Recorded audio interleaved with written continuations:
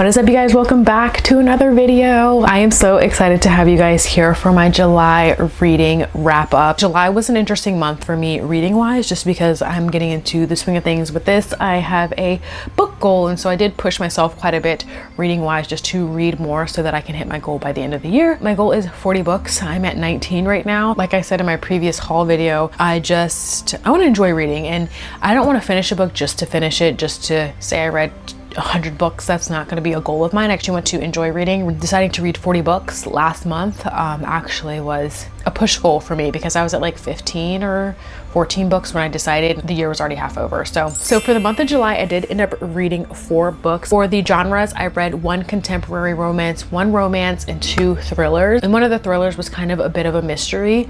I'm actually going to start the romance novel. Oh, hold on, let me pull up my notes. Sorry, let me be prepared for this. I have my notes on every book and my ratings and stuff in here. So the first book I read this month is Part of Your World by Abby Jimenez. This is a very, very popular author. I actually got this book from our free little library book exchange at work, and it just seems so freaking cute. This is about Alexis Montgomery. She comes from a family of doctors, and she is 38 years old, recently out of a long-term relationship with the man she thought she was going to marry. She kind of gets stranded on the side of the road after a funeral, and she ends up getting helped out by this guy, Daniel, who is, I'm a Daniel stan. I love me some Daniel. I think he's a fantastic male character, and I think he deserves better, low-key.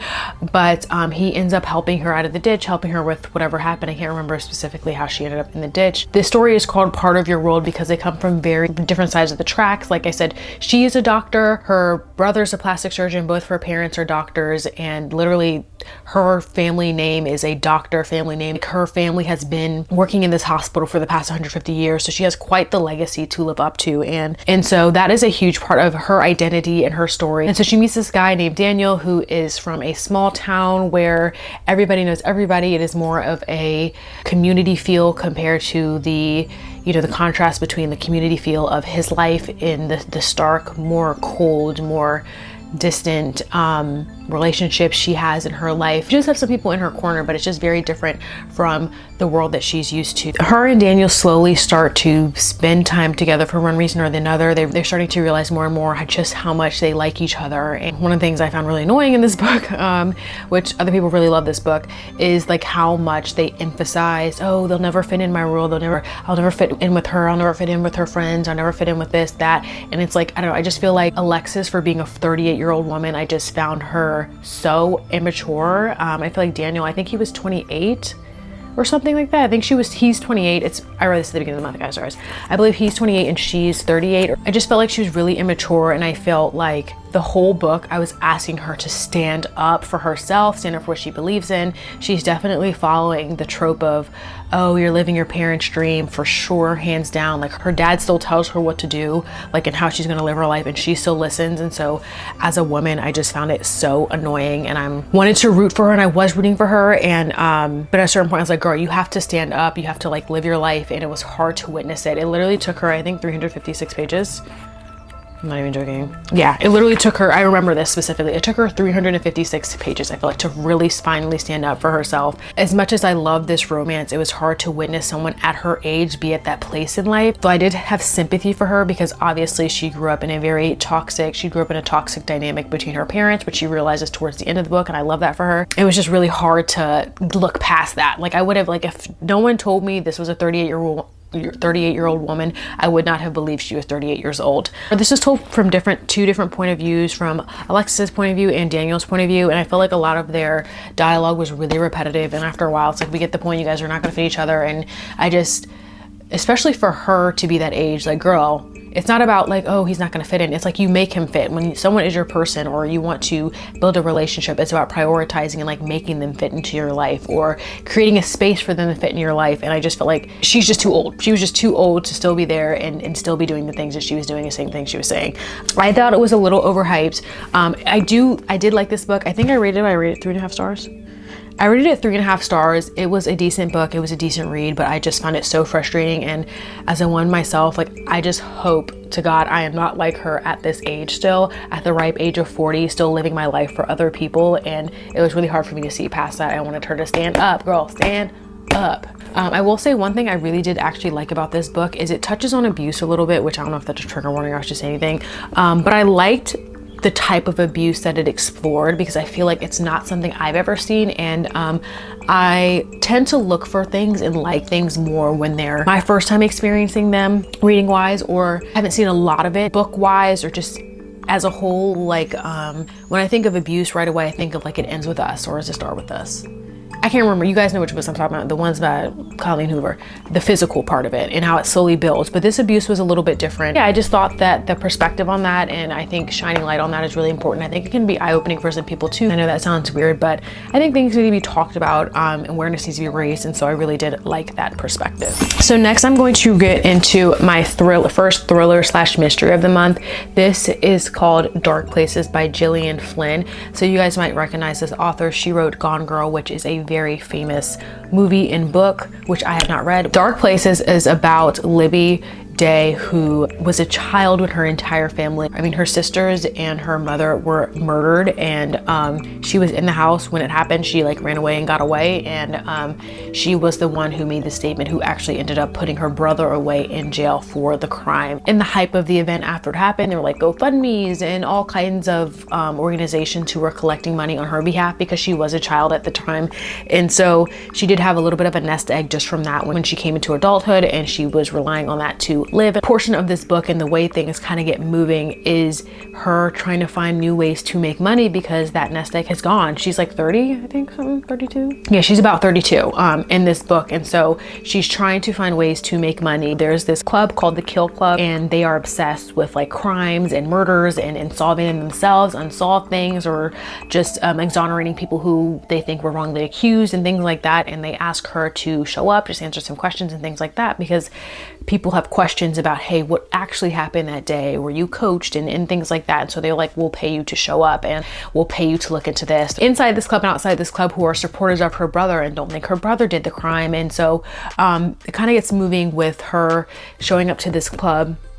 And then she starts to question what she did experience, what she did see, and what she did hear. And so a lot of this book is just her going to talk to different people who were associated with the crime, who were around at the time, who finding out what actually happened that night when she was 7 years old and her entire family was murdered. This switches between a couple different point of views, actually. This book goes between Libby's point of view in the present and in the past, and then it also has her brother Ben's point of view in the past, and then also in the past you'll see some perspectives from her mother as well. So it kind of switches through lots of different point of views. I will say this book is very I rated this book, I think 3.5 stars, 3.5 stars. It's just a very heavy book. This is fiction, but it could be real. And I feel like there's certain books, like this book gave me the same feeling as this book gave me. If you've read Then She Was Gone, it's just like, ugh, like it's just so hard to like fathom this, experiencing this and reading this. And I didn't really like Libby. I was rooting for her, but I didn't like her as a narrator.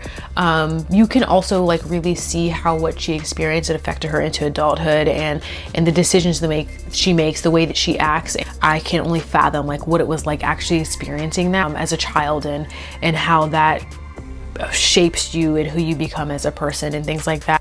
It's a really interesting book. I think that if you like dark things, heavy topics, this would be great. This was really hard for me to get through and get into, actually. I do think Gillian is a great author, but I think I will be staying away from her books for a while. It's just hard to read books like this all the time. Like when I was done with this book, I was 100% ready to read something completely different, something light or something quick. Some notes I had about this book. This book left me sad. There was a resolution, but wow.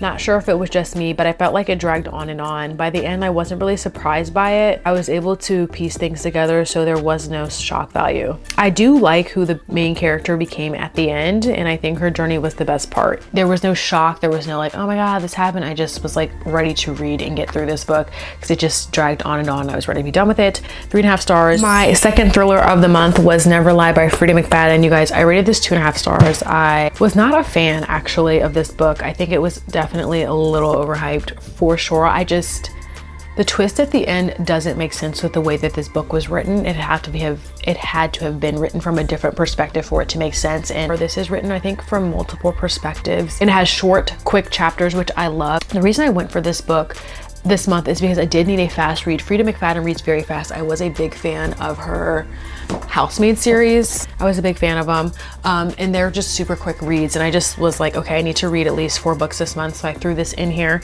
just so I could have something quick to get through. And I did read this in like 2 or 3 days maybe, because it has very quick chapters, which I actually really like because it does move the plot along pretty fast. But so this is about some newlyweds, Trisha and Ethan. They are checking out this house, which is kind of off the beaten path. It's kind of far out there, and they actually are rolling up in a snowstorm. So they're likely going to be stuck in this house. It's coming down. Like, it ain't no light dusting. It is feet and feet of snow. And so they end up getting trapped in this house. So this is a really big house. It's kind of creepy. You know, it creaks, it cracks. No one's been in this house. There's like a layer of dust on everything because the previous owner actually ended up going missing, and they have no idea what happened to the previous owner. They find out that the house belonged to Dr. Hale, which was a renowned, well-known psychiatrist. She wrote a couple books and things like that. Trisha, she gets a little bit like restless, and she's a little bit scared. She's in an environment she doesn't know, and so she ends up listening to these recorded tapes Dr. Hale had with her clients. So Dr. Hale did record with her clients. It was all consenting, like she has them sign paperwork, and so Trisha ends up listening to these tapes because she's kind of bored. She's looking for something to do. She listens to each tape about different clients, and kind of herself is trying to piece together how Dr. Hale ended up missing. By the time I got to this book, I was just so tired. I'm just so tired of seemingly smart women like this book, well-educated, smart women just making poor decisions. Like the psychiatrist, and the decision she made 0 sense. She had resources, she had money, she had connections. She could have easily called in a restraining order. Like, there were like, it's not like she was some girl off the street who was being stalked by a guy. Like, she had resources and she had plenty of opportunities to like ask for outside help. And so for her to like do the thing, like, it just didn't make sense to me. And people really love this book and they love what she did, and I'm like, no. The switch at the end just didn't do it for me. It just felt a little contrived, and also just, it doesn't make sense told from a first perspective point of view. You can't switch a character like that when we've been in their head the whole time, if you know what I'm saying. You would have had to have had this from the third perspective. I don't know if I'm saying that correctly. Also, I just feel like the psychiatrist to have been like world renowned and so smart and well educated, and to have, she just made very poor decisions. Like, she was being stalked by her client. Do you think she went to the cops? No. Do you think she went to use her resources or connections at all to like do like the typical things that you do when you're being stalked by your client? No. She drugs the guy because he has a video of her slashing someone's tires. She ropes in a guy that she falls in love with to go to break into this guy's house to remove all copies of the tape. And then she still blames the stalker for ruining her life. And I'm not condoning what he did and that he was stalking her. He's definitely wrong. But like, she never called the cops or like did anything with, like, I'm thinking if I had the resources she had, I would have just made very different decisions. And so it was hard to like get behind her and like understand her mind state, especially as a psychiatrist. And then also the biggest part of that puzzle when it comes to psychiatrists is she actually was running late to one of the clinics that she runs, and so she was really upset because this guy took her parking spot, and so she slashed his tires. Is that not insane to anybody? I think that's a little bit crazy. But she was a psychiatrist and she slashed somebody's tires because they took her parking spot and she was running late. That's just strange. Like, strange. And so anyway, I just thought this book was okay. 2.5 stars. I will be taking the ratings of these books very lightly in consideration, because people love this book. Like, this book is highly rated on, I think it's over 4 stars on both Goodreads and Amazon, and I just thought it was very much okay. Not a fantastic book. I didn't really like Trisha, and I really didn't like the psychiatrist either, and I don't think there was a single likable person in this book.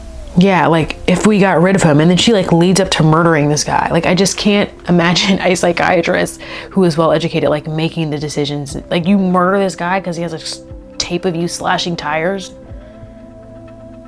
Anyway, all right, next book. Okay, so my last and final read of the month was a contemporary romance novel, Happiness for Beginners by Catherine Center. I absolutely love this book. After a month of duds, this book really made up for these, because these books all left me wanting more, a little bit disappointed, and very much like, not that great. The book is about Helen. She's trying to bounce back. She's recently divorced from her alcoholic husband, and so she signs up for this survivalist kind of camp situation just to like bounce back, get her groove back, you know what I'm saying, get back in the swing of things, start fresh, rise from the flames like a phoenix type of vibe. And it's a little bit of a disaster. It doesn't turn out exactly what she wants. It's way harder than she thought.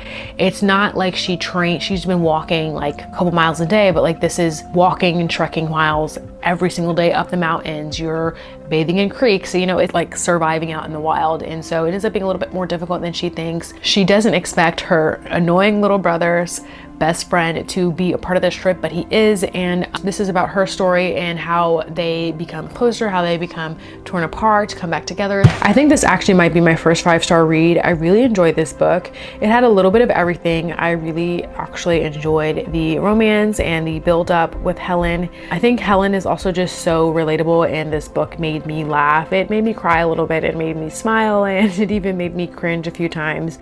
I absolutely loved the story. I loved the dialogue between the characters as well. Surprisingly, I enjoyed the love interest. I will say I felt like in the beginning things were moving too fast initially, and I wasn't a fan of that, but I still could not put the book down. I wanted to know where things would unfold, and I did spend most of this book thinking they would end up together. There was something that kind of happened towards the end that didn't work out the way I thought it was going to work out, and so that kind of gave me the like pause, like maybe they won't end up together. So one theme of this book is that you don't always get what you want, but that's okay because it teaches you to appreciate what you have. And so because that theme was kind of coming to the front, and I was like, oh, maybe they won't end up together, maybe they will, maybe they won't, I was like, oh wow, like this could really not turn out the way I think it's going to turn out. And I kind of like that you're not sure how things are going to play out in the end. Another theme in this book is like you have to choose to be happy. Being happy is a choice, and I just think that where Helen is in her life and her story, her age, it just felt very aligned with where I am in my life, and it just like